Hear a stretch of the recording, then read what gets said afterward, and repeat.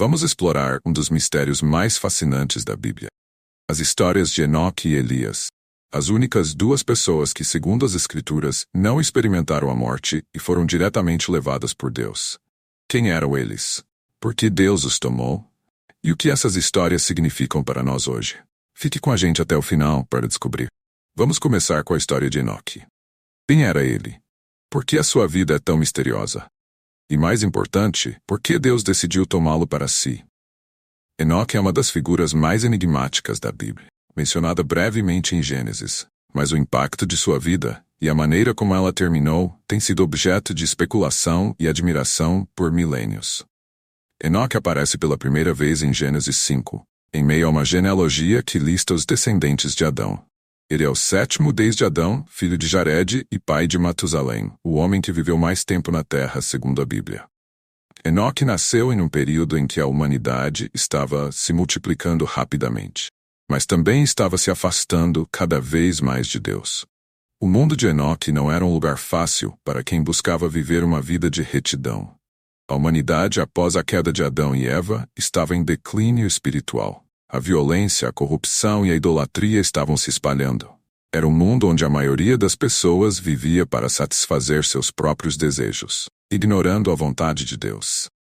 No entanto, a Bíblia nos diz que Enoque andou com Deus. Essa expressão é carregada de significado.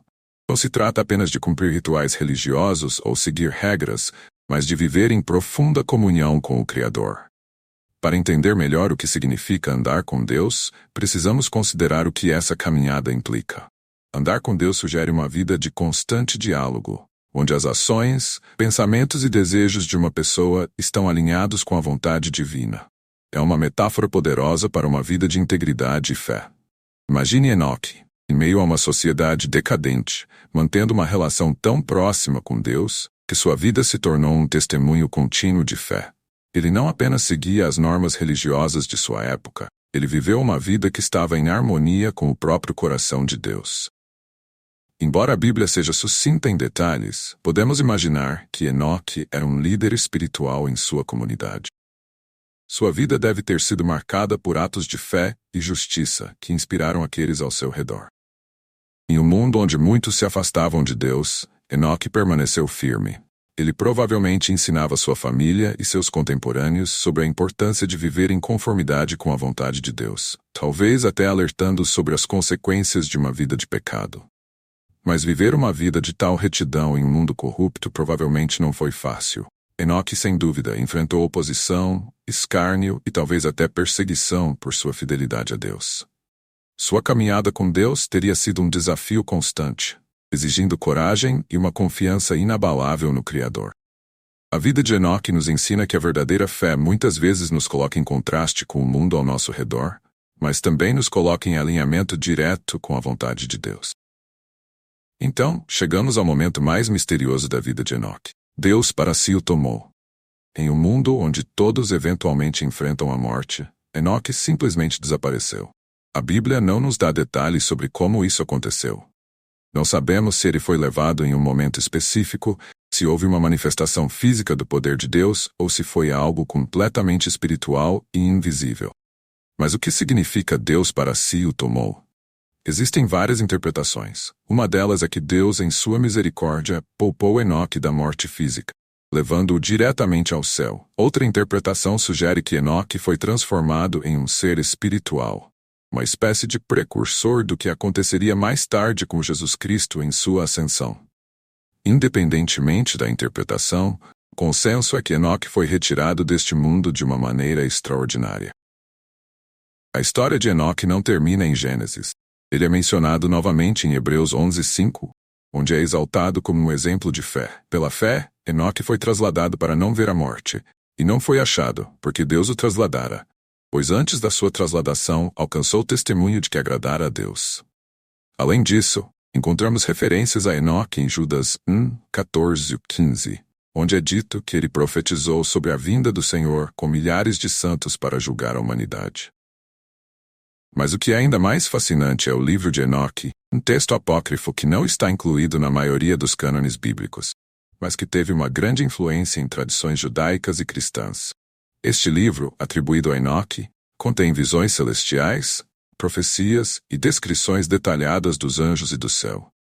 Embora não seja considerado escritura pela maioria das denominações, o livro de Enoque nos oferece uma visão sobre como Enoque foi visto nas primeiras tradições religiosas, como sua figura foi reverenciada ao longo dos séculos. A vida de Enoque levanta muitas questões espirituais e teológicas. O que significa viver uma vida que agrada tanto a Deus que ele decide nos levar diretamente a Ele? Enoque nos mostra que é possível viver em comunhão tão íntima com Deus que até a morte, o inimigo final, pode ser evitada. Ele representa a esperança de que a vida com Deus não termina com a morte, mas continua em uma nova dimensão de existência. Hoje, a história de Enoque continua a nos inspirar.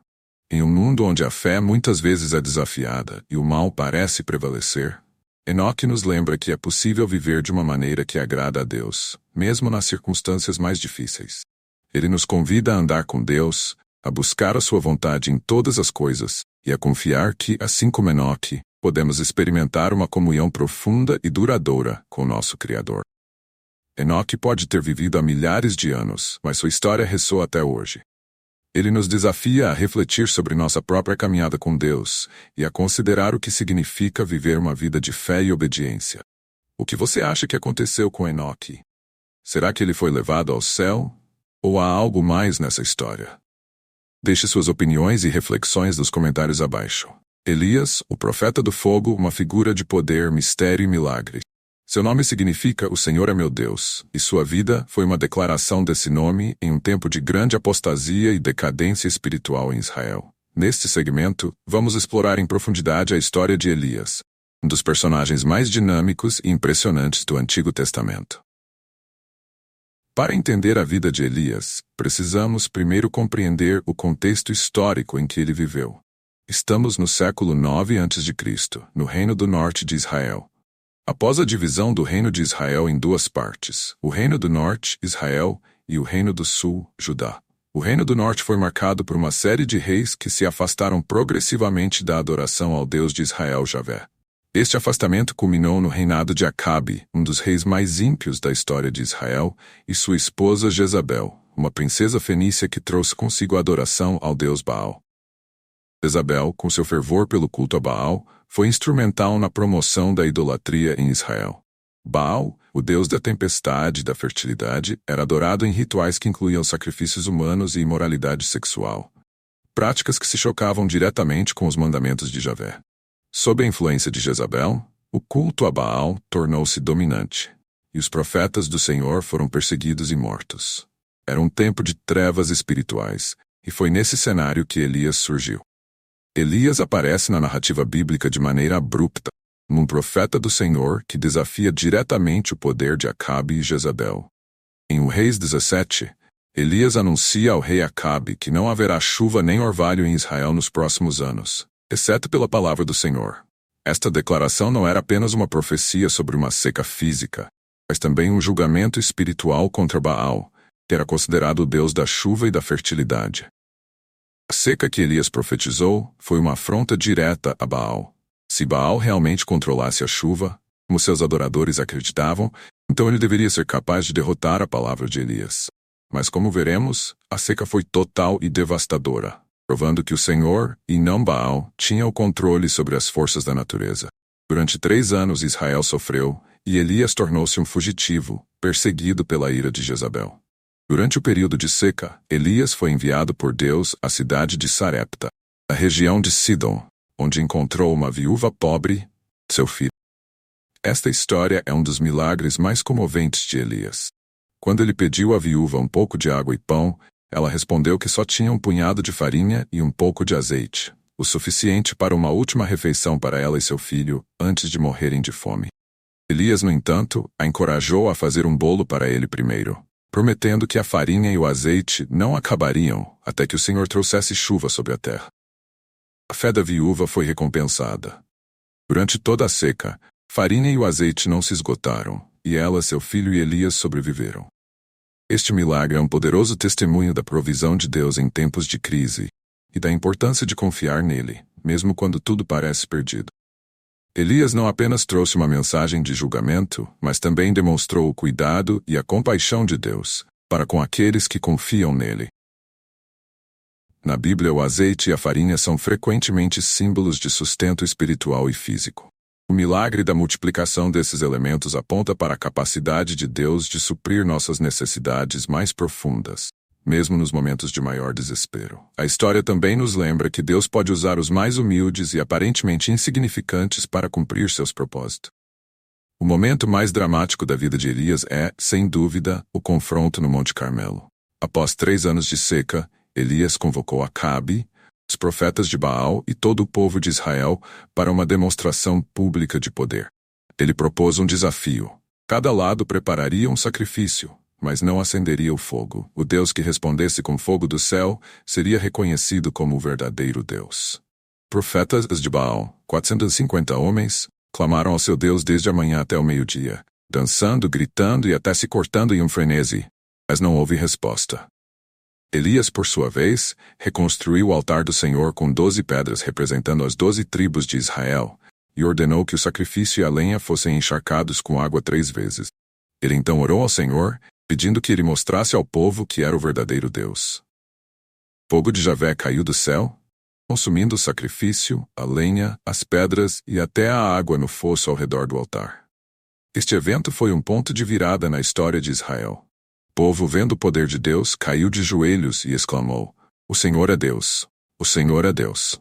Elias ordenou que os profetas de Baal fossem capturados e executados, purificando a terra da influência corruptora da idolatria. Este confronto não foi apenas uma demonstração de poder, mas também uma restauração da fé em Javé entre o povo de Israel. O Monte Carmelo nos lembra que há momentos em que a fé exige confronto e coragem.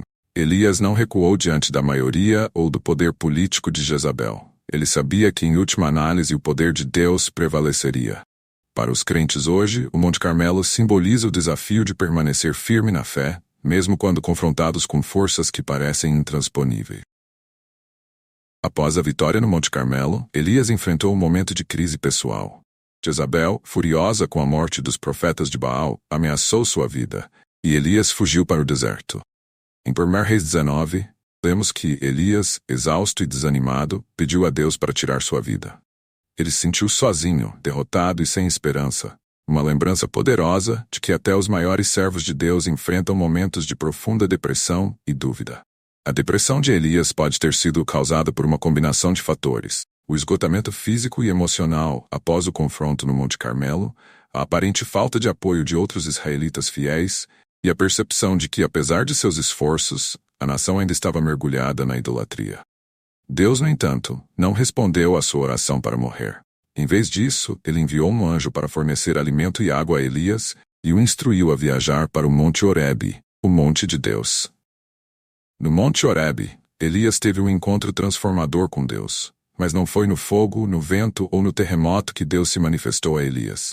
Em vez disso, Deus apareceu em um sussurro tranquilo e suave. Essa revelação foi profundamente significativa. Deus mostrou a Elias que o poder de sua presença não está apenas nas manifestações espetaculares, como o fogo no Monte Carmelo, mas também no silêncio, na quietude e na intimidade.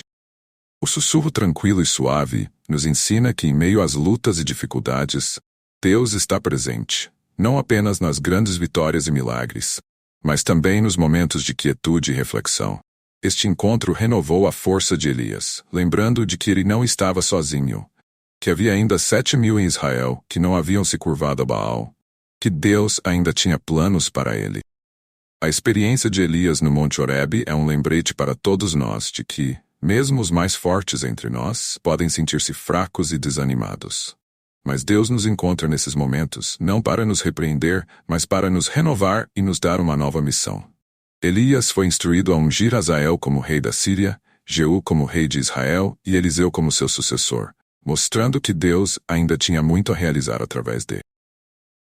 A relação entre Elias e Eliseu é um dos aspectos mais fascinantes da história de Elias. Eliseu, que se tornou o sucessor de Elias, foi um profeta que continuou o trabalho de seu mentor, realizando muitos milagres e levando adiante a missão de restaurar Israel à fidelidade ao Senhor. Mas antes disso, Elias treinou e preparou Eliseu, criando um legado que perduraria por gerações. A mentoria de Elias a Eliseu é um exemplo clássico de discipulado na Bíblia. Elias não apenas desempenhou seu papel como profeta, mas também investiu tempo e energia em treinar o próximo líder. Isso nos ensina a importância de transmitir conhecimento e fé para as próximas gerações, garantindo que a obra de Deus continue mesmo após a nossa partida. Eliseu, inspirado por Elias, realizou muitos milagres e desempenhou um papel crucial na história de Israel. Mas tudo começou com a fidelidade de Elias, em seguir o chamado de Deus e em preparar Eliseu para continuar essa missão. O impacto de Elias foi sentido muito além de sua própria vida, ecoando através dos feitos de Eliseu e dos profetas que vieram depois. O clímax da história de Elias é, sem dúvida, sua ascensão aos céus. Em 13 Reis 2, Elias e Eliseu estão juntos quando um redemoinho, acompanhado de carros e cavalos de fogo, aparece. Elias é levado ao céu em um redemoinho, sem experimentar a morte, enquanto seu manto cai para Eliseu, simbolizando a transferência de seu ministério. O redemoinho e os carros de fogo são símbolos de poder divino e da glória de Deus. A ascensão de Elias foi um evento sobrenatural que confirmou sua vida extraordinária e seu papel como um dos maiores profetas de Israel. O manto que cai para Eliseu não é apenas um símbolo de autoridade, mas também uma passagem de legado, indicando que Eliseu continuará o trabalho que Elias começou. A ascensão de Elias tem uma profunda importância teológica. Para o judaísmo, Elias é um precursor do Messias, aquele que virá antes do grande e terrível dia do Senhor, como profetizado em Malaquias 4, 5, 6.